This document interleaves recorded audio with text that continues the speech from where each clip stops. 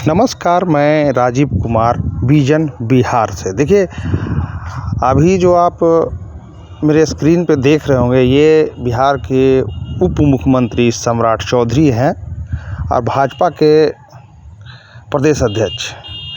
ये जहाँ पे ये भाषण दे रहे हैं, ये जगह है पटना के श्री कृष्ण मेमोरियल हॉल का। और संयोग था कि जितने भी पटना के भाजपा में राज्य मंत्री, महामंत्री और बिहार प्रभारी श्री विनोद तावे जी की उपस्थिति में आयोजित एक विस्तृत प्रदेश कार्य समिति की बैठक को, उद्घाटन सत्र को जो ये संबोधित कर रहे थे सम्राट चौधरी जी, तो उसी में बहुत सारे नेतागण, मंत्रीगण आए हुए थे। बैठक में माननीय केंद्रीय मंत्रीगण एवं पूर्व केंद्रीय गण विकास सरकार में माननीय मंत्रीगण, माननीय सत्र जितने भी मतलब कि विधायक हैं, उनके विधान पार्षद हैं, सब आए हुए थे। आप आगे वीडियो में देखिएगा कि कौन कौन थे। उनका एक ही उद्देश्य है कि अब जो राजनीति है वो अब गांव देहात से शुरू करनी चाहिए। जो वहाँ के जितने भी एमपी, एमएलए, एमएलसी हैं, वो देहात में जाएं, गांव में जाएं और समस्या सुने, फीडबैक ले, क्योंकि 2025 का जो चुनाव आने वाला है उसमें सारी पार्टियां जो है अपनी अपनी कमर कस चुकी है और गांव की ओर जाने को तत्पर है, और जाना भी चाहिए, क्योंकि गांव में किसकी क्या समस्या है, जब तक आप गांव में जाइएगा नहीं तो कैसे पता चलेगा। और वहाँ पे बहुत सारे मंत्रीगण, जैसे कि स्वास्थ्य मंत्री मंगल पांडे भी वहाँ पे थे, बहुत सारे थे, मैं उतने का तो नाम नहीं जानता हूँ। और इसको बिहार के जो कृष्ण मेमोरियल हॉल है उसमें आयोजित किया गया और इसका नाम दिया गया कार्य समिति बैठक का। तो अब आप सब समझिए कि चुनाव जो है वो अलर्ट मोड पे आ चुका है। और क्यों ना आए, क्योंकि चुनाव का जो टाइम है वो अब बहुत ज़्यादा दिन तक बचा नहीं है, बहुत कम दिन बचा है। जैसे कि एमपी का चुनाव ख़त्म हुआ, अभी जो बीच बीच में इधर उधर से जो पार्टी छोड़ करके गए हैं उनका एमएलए का भी चुनाव होगा। अभी आप सबको पता ही है कि 13 तारीख को उसका रिजल्ट आया था रुपौली विधानसभा का, जिसमें कि जेडीयू और आरजेडी दोनों सीटक हार गए थे और वहाँ के निर्दलीय प्रत्याशी शंकर सिंह जीत गए थे। यही सब को लेकर समीक्षा बैठक चल रही है और ये भारतीय जनता पार्टी अपने कार्यकर्ता को एकजुट करने के लिए, एकजुट करने के लिए, ये सब राजनीतिक हथकंडा, ये सबको पता है, आपको और जनता को सबको पता है। और जितनी भी सारी राजनीतिक पार्टियां हैं वो सब यही काम करती है। इलेक्शन आते ही, हालांकि अब पब्लिक इतना जो वोटर है वो उतना बुड़बक नहीं है जो कि अब झांसा में आ जाते हैं, लेकिन क्या करेगा, ये राजनीति है, राजनीति में सब कुछ चलता है। और मैं ये बात छोड़े जाता हूँ, अब मैं आता हूँ टॉपिक पे ये होता है कि जो बिहार के उप मुख्यमंत्री हैं सम्राट चौधरी जी, ये बोल रहे हैं कि पहले का ज़माना चला गया, अब ये लालू जी की कहानी ना करिए। जो सांप की जो देखते हैं, ये कहावत बोल रहे हैं सम्राट चौधरी जी की, जो देखते हैं सांप चिड़िया जब आप खेलते हैं तो 100 के एक घर नीचे 99 पे जो काटता है वो बिल्कुल ला करके नीचे छोड़ देता है। वही हाल लालू जी का पार्टी का होगा। इस बार उनकी जो है डबल डिजिट भी नहीं पार कर पाएंगे। ये सब बता रहे हैं सम्राट चौधरी जी।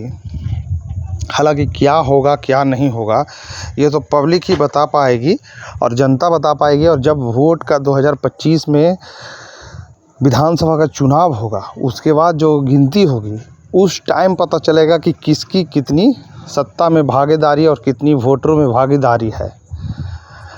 और अब पब्लिक जो है वो वोटर हो बहुत चालाक हो चुके हैं, वो झांसा में नहीं आते हैं अब। जब इसीलिए तो अब नेताओं को पटना छोड़ करके गांव में, अपने क्षेत्र में आना पड़ रहा है। आखिर क्या कारण है, पहले क्यों नहीं आते थे?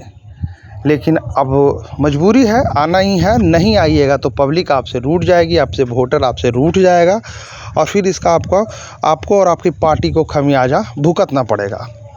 और धन्यवाद। मेरा नाम राजीव कुमार है। आप विजन बिहार देख रहे हैं।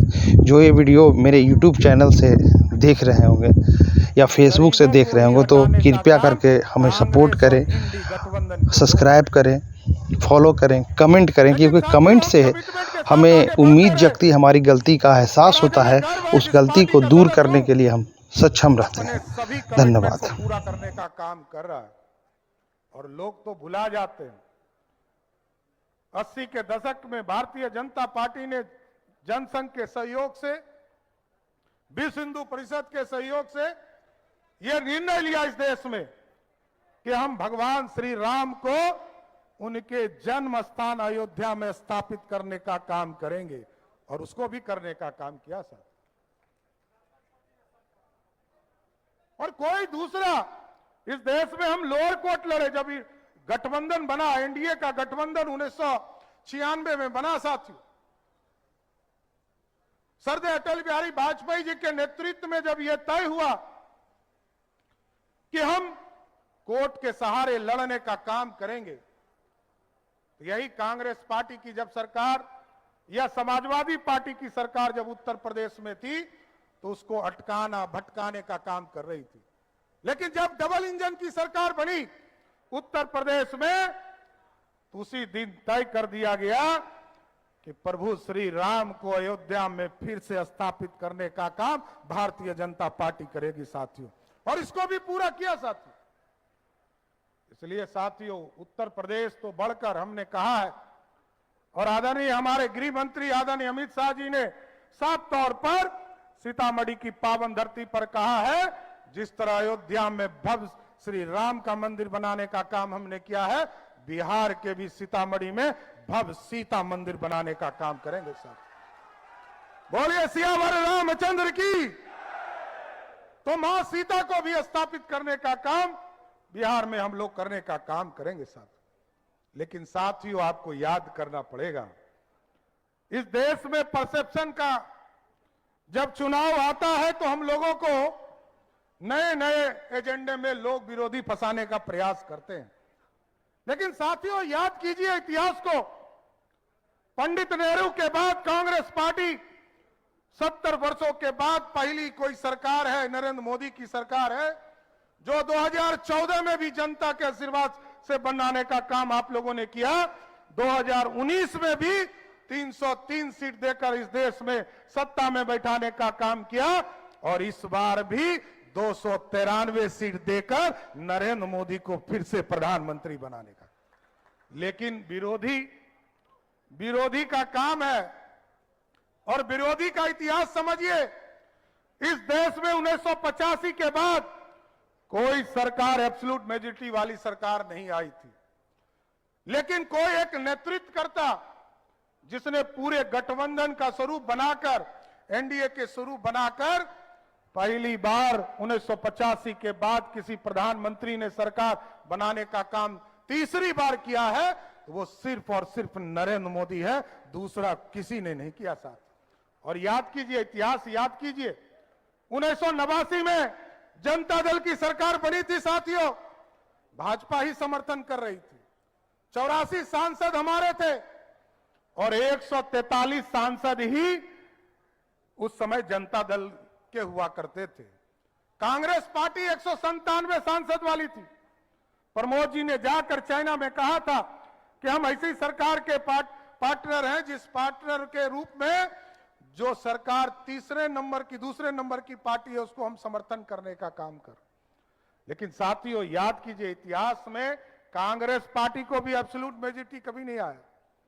243 सीट 1991 में कांग्रेस पार्टी को आया था साथियों, वो भी एब्सोल्यूट मेजॉरिटी नहीं था। परसेप्शन बनाया जा रहा है कि मोदी हार गए। कौन हार गया? अरे बिहार जैसे प्रदेश में तो आपके आशीर्वाद से हम लोगों ने 75% सीटें एनडीए के लोगों ने जीतने का काम किया। कौन कह रहा है? और वो राष्ट्रीय जनता दल कहती है जिसको 4 सीट आई है, ज्यादा नहीं 4, ओनली 4, और वो कहती है कि हम बिहार में हम लोगों ने चीजों को स्थापित करने का काम किया। और कांग्रेस पार्टी जो राष्ट्रीय स्तर पर है वो कहती है कि हम जीत गए। कैसे जीत गए? 33 पार्टी मिलकर भी 240 सांसद नहीं पूर रहे, 33 पार्टी। और हम अकेले एक पार्टी भारतीय जनता पार्टी अकेले 240 सीटों पर जीती हुई है। और हमारे गठबंधन के लोग पूरे देश में 53 सीटों पर जीतने का काम किया है साथियों। ये नया गठबंधन नहीं है, ये कोई चुनाव के बाद पोस्ट पोल इलेक्शन का रिजल्ट नहीं है। हम चुनाव के पहले समझौता करके चुनाव लड़े थे। हम जनता दल यूनाइटेड के साथ बिहार में लंबे समय से चुनाव लड़ रहे हैं। लोजपा के साथ हमारा गठबंधन है, हिंदुस्तानी अवाम मोर्चा के साथ गठबंधन, राष्ट्रीय लोक मोर्चा के साथ गठबंधन। हम गठबंधन पहले भी चुनाव के पहले हमने बताने का काम किया था और चुनाव के बाद भी हम उसी गठबंधन में सरकार बनाए हुए हैं। लेकिन लूडो खेलते हैं ना, तो लूडो पे जब 99 पे लोग रह जाता है तो एक के बार सांप काटता है तो कहां पहुंचता है? सीधे 0 पे पहुंच जाता है। इसलिए साथियों, हम लोगों को 2025 के चुनाव के मद्देनजर पूरी व्यवस्था को खड़ा करना है और इस पूरे परसेप्शन से बाहर आना है। इस देश में तो 43 सांसद वाले लोगों ने भी यूनाइटेड फ्रंट की सरकार बनाई है साथियों। और साथियों, हमको सोचना पड़ेगा कि सिर्फ परसेप्शन से चुनाव जीते नहीं जा सकते। चुनाव आया तो लोगों ने कहा संविधान खतरे में है। संविधान कैसे खतरे में है? 10 साल तक आदरणीय नरेंद्र मोदी जी की सरकार इस देश में रही है साथियों, और उसके बाद भी लोग प्रश्न उठा रहे हैं कि आरक्षण खत्म हो जाएगा, संविधान खतरे में है। अरे भारतीय जनता पार्टी तो वो पार्टी है जिसने 1950 में भी संविधान जब बन रहा था तब भी दलितों को और आदिवासियों को आरक्षण देने का समर्थन जनसंघ के लोगों ने किया था। और पंडित नेहरू प्रधानमंत्री थे साथियों। पंडित नेहरू ने सभी मुख्यमंत्रियों को लिखकर विरोध करने का काम किया था। लेकिन कांग्रेस पार्टी सब दिन कहते रहती है कि संविधान खतरे में है। ये जो नए नए इनके युवराज हैं, इनको अपना इतिहास पता ही नहीं। बिहार में जब 1977 में पहली बार अति पिछड़ों को आरक्षण देने का काम, महिलाओं को आरक्षण देने का काम शुरुआत किया गया साथियों, तो आपको जानकर आश्चर्य होगा कि तब भी पंडित कैलाशपति मिश्र जी कर्पूरी ठाकुर जी को समर्थन देने का काम कर रहे थे। तब आरक्षण मिला था साथियों। और 89 में जब मंडल कमीशन, लालू जी कहते हैं कि हमने आरक्षण दिया, पूछिएगा, मैं तो मीडिया के साथियों से आग्रह करूंगा कि राजद के लोगों से पूछिए, 15 वर्षों तक लालू प्रसाद जी का राज रहा, एक वर्ग को आरक्षण दिया क्या? एक व्यक्ति को आरक्षण दिया क्या? मंडल कमीशन बीपी सिंह जी ने दिया, और बीपी सिंह जी को समर्थन किसने दिया? भारतीय जनता पार्टी के 84 सांसदों ने समर्थन देकर मंडल कमीशन लागू करने का कहा। और जब इस देश में लगा कि इस देश में दलितों को आरक्षण मिल गया, अति पिछड़ों को आरक्षण मिल गया, पिछड़ों को आरक्षण मिल गया, और जब इस देश में मोदी जी देश के प्रधानमंत्री बने, अति पिछड़ा का बेटा इस देश का प्रधानमंत्री बने, तो पहली बार स्वर्णों को भी 10% आरक्षण देने का काम मोदी सरकार ने किया। साथ हम सबका साथ, सबके विकास की बात करते हैं, हम सबको साथ लेकर चलना चाहते हैं। लेकिन मैं धन्यवाद देना चाहता हूं आज इस मंच से हमारे एक एक कार्यकर्ता, एक एक बूथ अध्यक्ष, हमारे संगठन के एक एक कार्यकर्ता सभी जगह लगे रहे।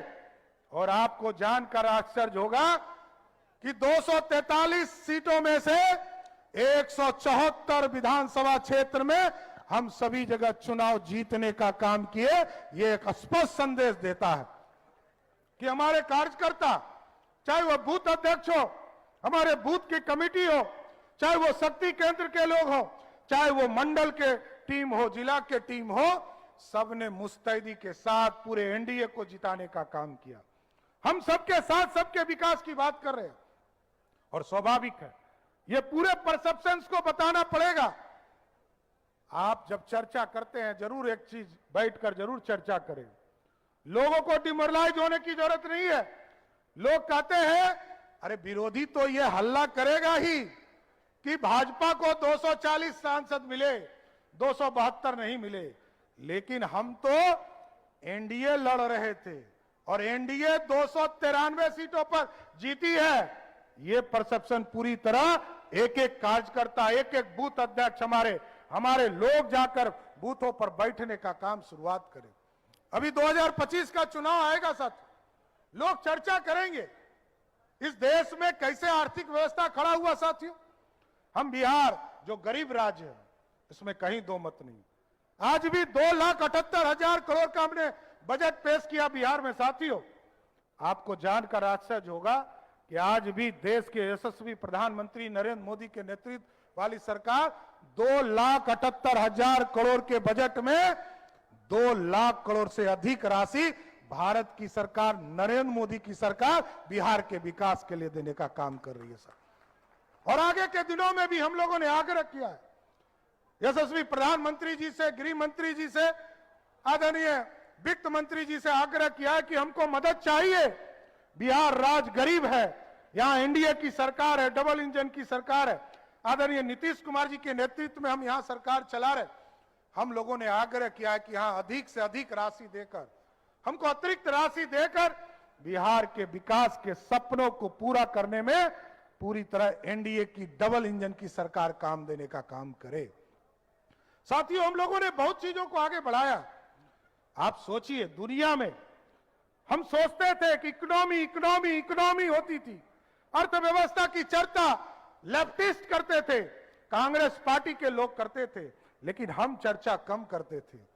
हम स्वदेशी की बात करते थे, लेकिन आज दुनिया के ग्लोबल वर्ल्ड में हमारा पहुंच गया, हमारा धाक पहुंच गया। जब तक नरेंद्र मोदी की सरकार नहीं आई थी साथियों, लोग कहते थे इकोनॉमिक्स प्राइम मिनिस्टर इस देश में है, यदि ये हट जाएंगे तो देश की इकोनॉमी क्या होगी, देश का वर्ल्ड का जो पूरी तरह व्यवस्था है पूरे दुनिया में, जो भारत की धाक है वो कैसे रहेगा। आज देखिए साथियों, दुनिया में डंका बज रहा है और सिर्फ मोदी दुनिया में होता है। साथियों, आज दुनिया में डंका बज रहा है और आज दुनिया में आप समझिए कि जहां हम 11वें स्थान पर वर्ल्ड में इकोनॉमी में खड़े थे, आर्थिक व्यवस्था हमारी खराब थी, हम 11वें स्थान पर थे। और जिस अंग्रेज ने हम पे 200 वर्षों तक राज किया है साथियों, उसी अंग्रेज को हराकर हम 11वें स्थान से 5वें स्थान पर पहुंचने का काम नरेंद्र मोदी की नेतृत्व में किया है। और इस देश में याद कीजिए, अभी देश के यशस्वी प्रधानमंत्री जी आए थे नालंदा, हम विजय जी और आदरणीय मुख्यमंत्री नीतीश कुमार जी वहां साथ में थे उनके। हमें गौरव लग रहा था, हमको लग रहा था कि आज से लगभग 600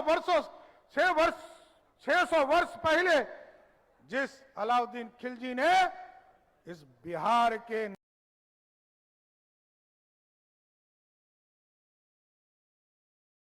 को जलाने